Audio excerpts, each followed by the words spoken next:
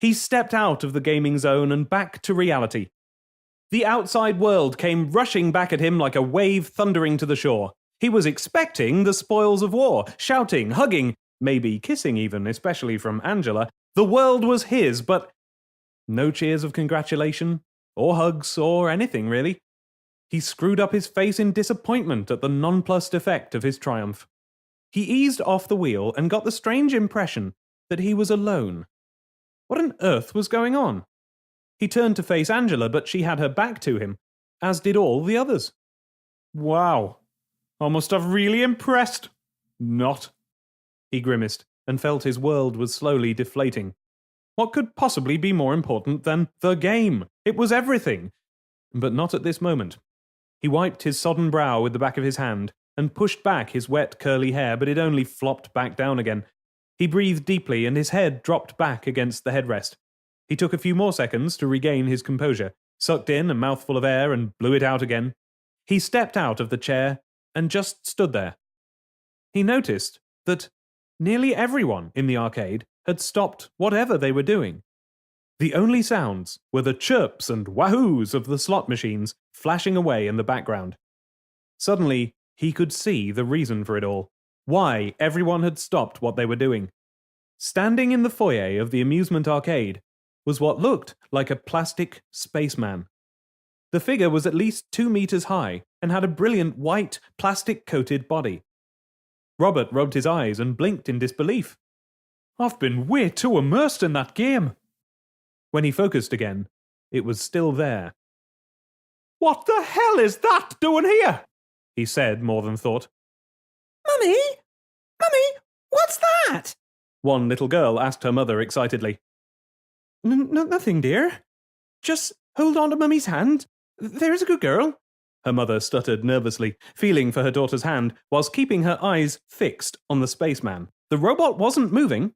It had no expression. In fact, it had no face at all to speak of. No one knew what to make of it. The tension in the room was then broken by a group of teenage goths. They actually looked even weirder than the android. They had huge grins on their faces, in readiness for some mischief, Robert surmised. Hey, it's that freaky thing that was on the telly, one anemic individual piped up. Yeah, you're right. I bet there's a reward for this stormtrooper thingy, another chipped in, and they all burst out laughing, all yellow teeth and panda eyes. All right, let's take it to the police and get the reward then, another rather weedy-looking member of the same gang announced, and they moved towards it. Hold on, boys. You don't know what it's capable of. In fact, I'd stay right away if I were you. You don't know what you're dealing with, an old man said, as he stood beside them with his daughter and grandson. I spent a few years in the military, but I've never come across anything like this, he advised. Don't worry, Grandpa. We'll handle this. You stay there and keep hold of your walking stick in case you fall over, or go home and sip your cocoa, another gang member said, with a condescending snigger. The old man looked a bit miffed, but let the fools carry on. 3 bigger, goth-like creatures from the group broke ranks and surrounded the robot. They were all dressed as though they'd come from a film set themselves. Do not approach.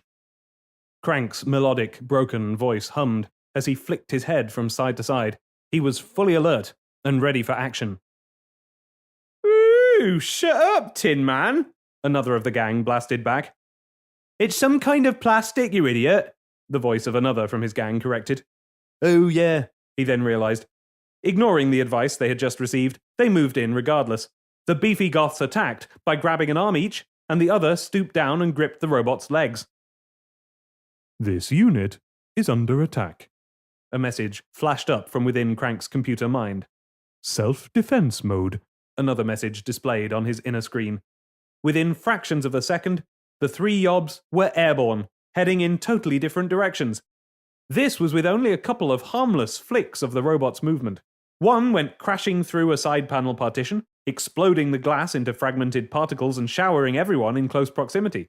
Screams ripped through the air from the frightened crowd, and panic ensued. The second was flipped over and landed inside the cafeteria area, skidding over the length of the table surface and taking out everyone's burger meal on his flight path. He ended upside down in the trash. The last vigilante was propelled into the kiddies section, face down in a pit filled with coloured balls. Do not approach me again.